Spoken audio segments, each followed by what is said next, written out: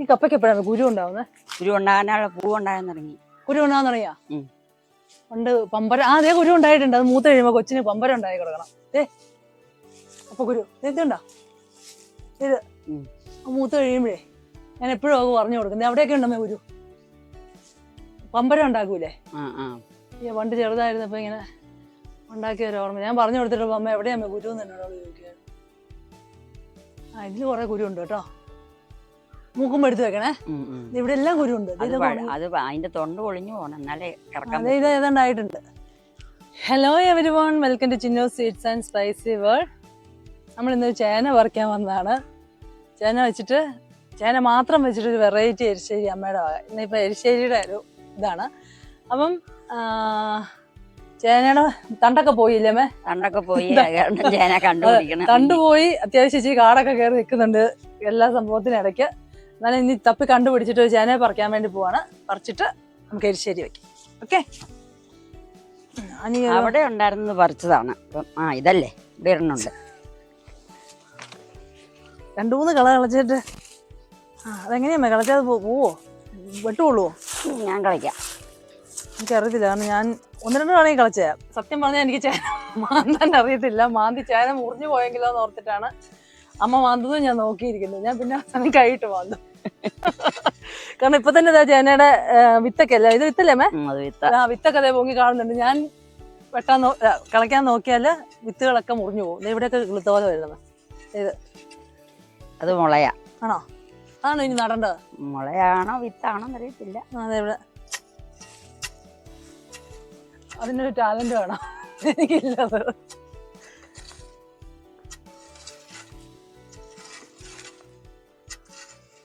ഞാൻ ചുറ്റും മാന്തിട്ട് പൊക്കിയെടുക്കുവോ?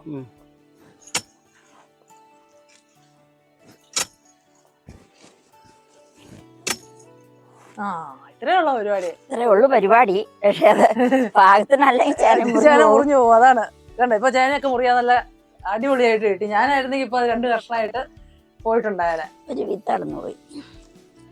ഒന്നേ ഉള്ളു. അത് വിത്താണോ? വിത്തല്ല.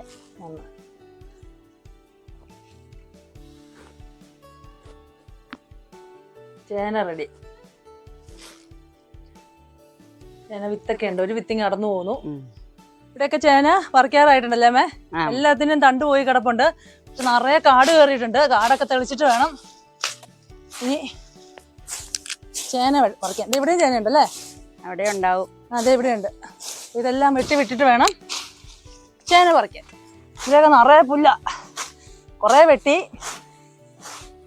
ഇതിനിടയ്ക്കൊക്കെ മത്തങ്ങ കാണുമോ അമ്മേ? അതിൻ്റെ ഇടയ്ക്ക് കാണിയല്ല. ഇവിടെ ആയിട്ട് ഒരെണ്ണം ഉണ്ടെന്ന് തോന്നുന്നു.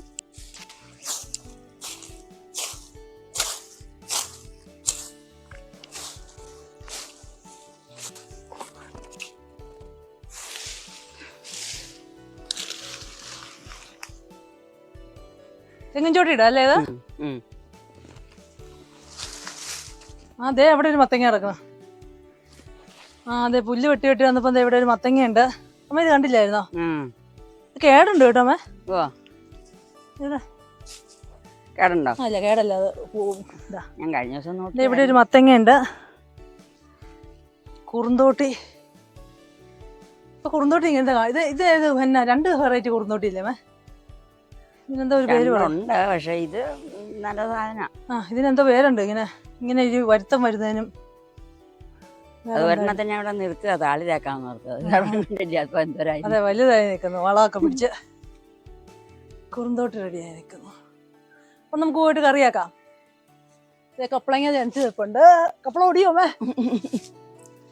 എത്തിയാടുവേ.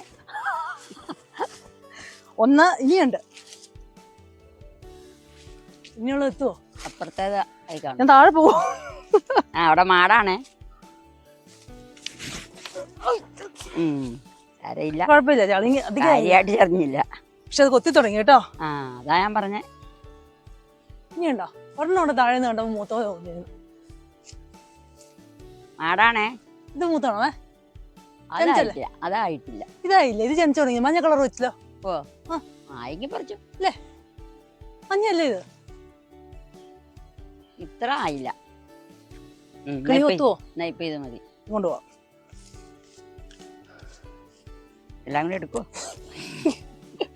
ചേന, കപ്പളങ്ങ, വാഴച്ചുണ്ട്. അതെ, പറമ്പിലോട്ട് ഇറങ്ങിയപ്പോ ചേന, കപ്പളങ്ങ, വാഴച്ചുണ്ട്, പിന്നെ എന്നാ? അയ്യോ, അത്രേ ഉള്ളൂ. അത്രേ ഉള്ളൂ. മത്തങ്ങ അവിടെ കിടക്കുമല്ലോ. അതെ, മത്തങ്ങ എടുത്തില്ല. ഇതെല്ലാം ആയിട്ട് വരിക കേട്ടോ. അപ്പൊ ചേന ഇങ്ങനെ കൊത്തി നുറുക്കിയ പോലെ കേട്ടോ. ചേന എരിശ്ശേരി ആകുമ്പോൾ അങ്ങനെ കൊത്തി നുറുക്കിയല്ലേ അല്ലേ? അത് നുറുക്കിയതുണ്ട്. അത് നമ്മൾ കുക്കറിലേക്ക് ഇട്ട് കൊടുക്കുകയാണ്. പിന്നെ പച്ചമുളക് അല്ലേ? പച്ചമുളക് എരിവിനനുസരിച്ച് കീറിയിടാം. മുറ്റത്ത് നിന്ന് ഇപ്പൊ പറിച്ചോണ്ട് നല്ല ഫ്രഷ് ആയിട്ടുള്ള പച്ചമുളകാണ്. കാന്താരി ഇടേണ്ടവർക്ക് കാന്താരി ഇടാം കേട്ടോ. പച്ചമുളക്, പിന്നെ ഉപ്പ് വേണം അല്ലേ? ഉപ്പും മഞ്ഞപ്പൊടി ഒരു 1/2 ടീസ്പൂൺ എടുപ്പിച്ചോ. അത് മതി. ഒരു 1/4 ടീസ്പൂൺ മിച്ചം കേട്ടോ മഞ്ഞപ്പൊടി ഇട്ട് കൊടുക്കണം. പിന്നെ പാകത്തിന് ഉപ്പും. അതിനകത്ത് സ്പൂണുണ്ട്. അതിനകത്തുണ്ടോ?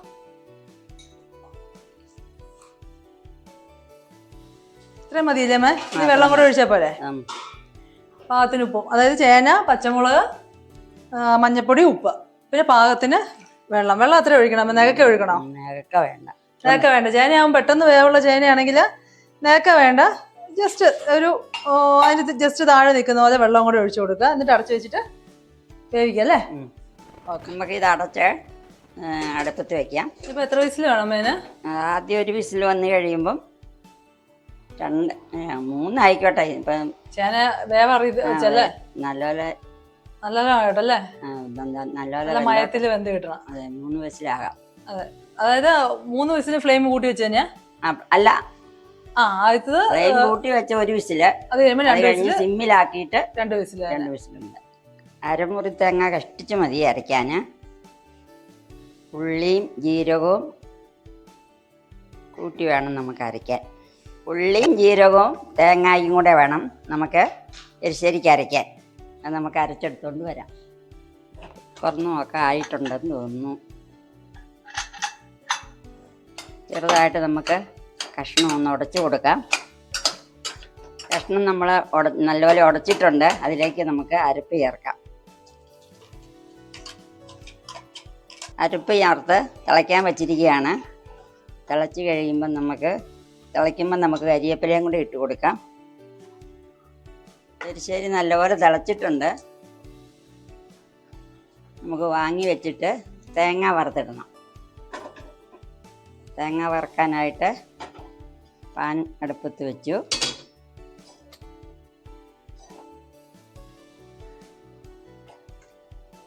കടുകിടാം. കടുക് പൊട്ടിത്തുടങ്ങി. മുളകും ഇട്ടു.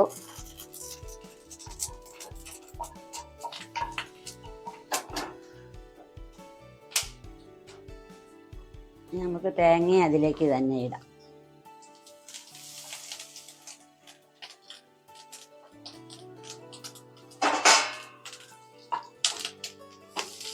ഇനി ഇത് കുറച്ച് നേരം ഇളക്കി ബ്രൗൺ കളർ വരുന്നിടം വരെ ഇളക്കണം.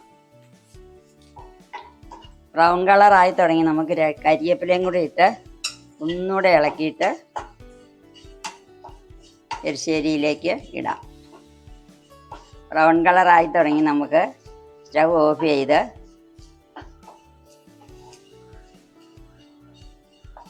എരിശ്ശേരിയിലേക്ക് ചേർക്കാം.